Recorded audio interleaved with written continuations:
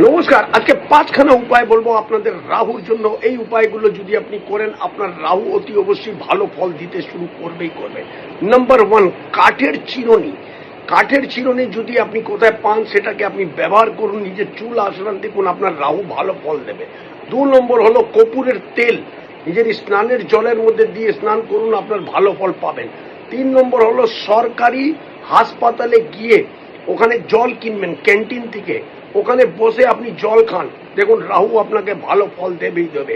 4 নম্বর হলো আপনার চুল যদি বেশি বড় হয়ে গেছে তাহলে অতি অবশ্যই ভালোভাবে কাটিয়ে রাখুন। 41 দিন পর পর যদি আপনারা কন্টিনিউ চুল কাটাবেন আপনার রাহু ভালো ফল দেবেই দেবে।